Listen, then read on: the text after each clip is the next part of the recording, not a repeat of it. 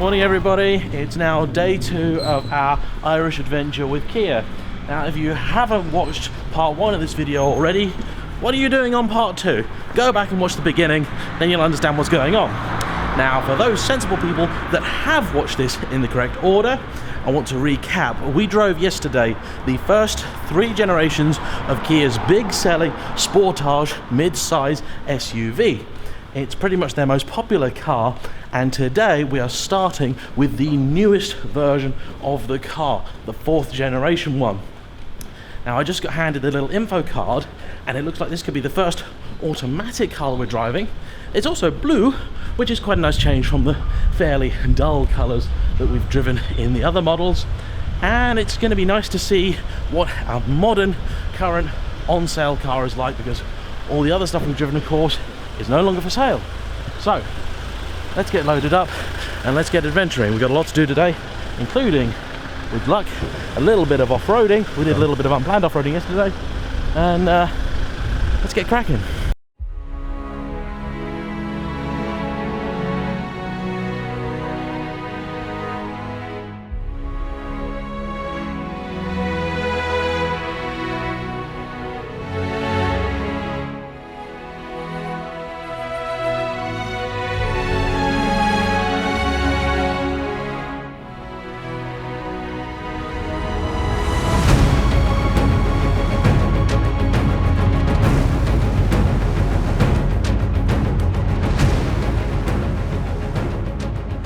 The 4th generation Sportage is a result of Kia's global quality improvement strategy. They're trying to move the entire company and its image up market, and that is very much evident in everything about this car.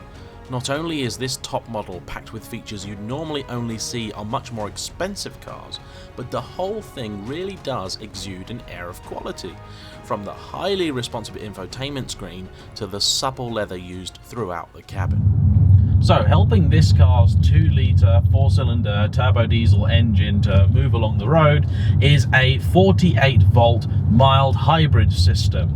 Now this is not a full hybrid car, in other words, it cannot move under electric power alone, but the electric motor is there simply to give the car a bit of a boost, to fill in the torque gap when the turbos are spooling up, and generally just to help it move along in a slightly more efficient fashion. You have this real commanding position in the car, as people expect of this sort of thing, and despite the fact that this is a mid-size SUV, it does feel like a very, very big car. That being said, I can actually see quite a bit of the bonnet, so it's not too difficult to place on the road. Visibility straight out the back, as with all these things, is fine, but not brilliant because it's quite a long way back there. Now, helping you to maneuver it, you have a 360-degree camera setup, which a lot of cars have, but at this price point, it's actually quite impressive. So when you're parking, you've got cameras at the front, back, and sides of the car, and it gives you a picture of your surroundings so that you can try and park, in theory, without bumping into anything. Of course, user error can never be underestimated. By default, this car is front-wheel drive. It can deliver up to 40% of its torque to the rear. However, if you hit the button down here and you're driving on a fairly slow road or section, it will lock it to a 50-50 torque split. And that really is designed for more serious off-roading. It's good to see a button like that in this kind of car, because it does mean that you should be able to do okay if you come across a difficult traction situation. The gearbox is an 8-speed item. Now, I thought that this was actually the ZF unit, which basically everybody on planet Earth seems to be using. However, the guys at Kia tell me that it's actually an in-house designed gearbox, which is very impressive. Basically, the company is so large that it actually makes economic sense to build their own box.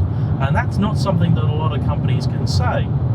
About a year ago, if you'd said to me, and I've got a hire car or something, said to you, oh, we're giving you a Kia Sportage, I'd have gone, oh, really? Bloody Kia? Oh. But actually, you'd be really, really pleased if you got something like this.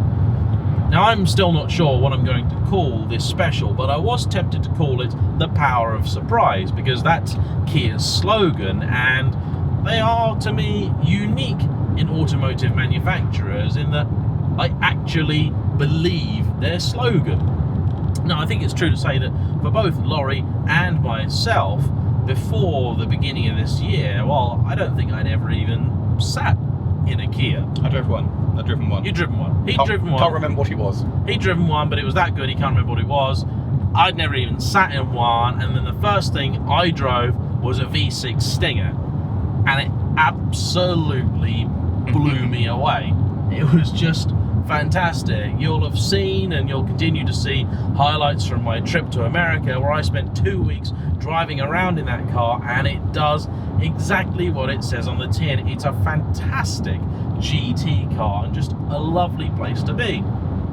This, obviously being a cheaper car and aimed at a different market, still feels genuinely hand on heart like a premium product. And you can probably see out there that it's a bit of a bleak day. It's grim, isn't it?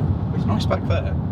Yeah, well, we're not back there though, are we? We're here. But we were there, but we're driving into this. Yeah. There's no view.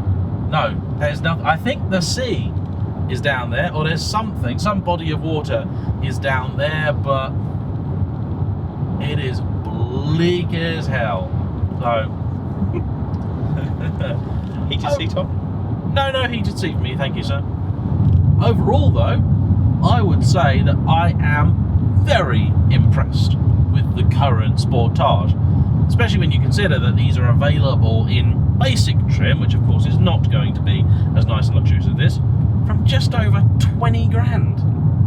That's a lot of car for It's not a much. huge amount of car for the money. Even this at about 30, 31, depending on options, and there aren't many options to choose from when you buy the top spec car. But this is, in 2018, 30 grand does not get you a lot of car anymore. It does not go far. But this feels genuinely worth the money, and I can't say that about a lot of new cars.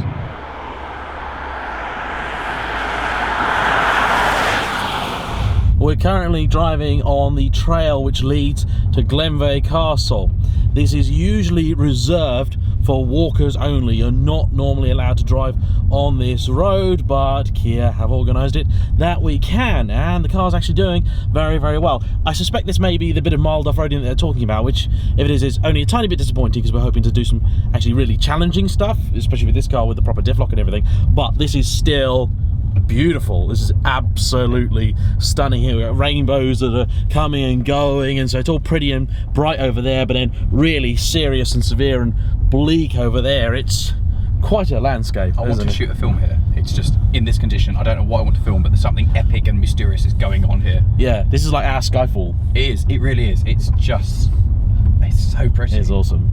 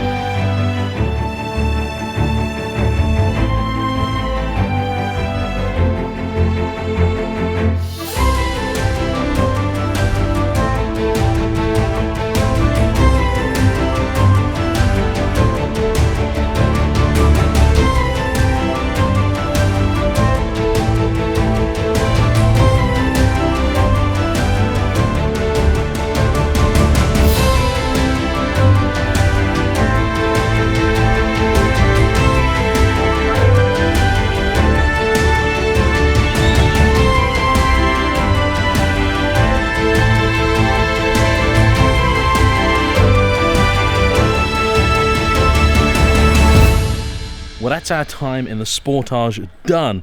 We've now done all 4 generations of it, so we're moving on to Kia's big boy, the Sorento, and we're trying to keep things in chronological order again, so we are starting with this, the first generation, a favourite amongst caravanners and so on, so it's going to be interesting to see just how this car compares. Now, it's a lot more modern and a later car than the first gen Sportage that we drove. Remember, that car was introduced in '93, so this is about a decade newer, but still you can see this is a real old school Kia, so it's going to be interesting to see how it compares. We're just at the lovely castle here in Glenveigh. It is of course raining, but that's not dampened our spirits whatsoever, so we're going to rig up, hit the road, and then head on to our lunch spot, which I believe is Kitty Kelly's or something along those lines. A interesting place, so I'm told.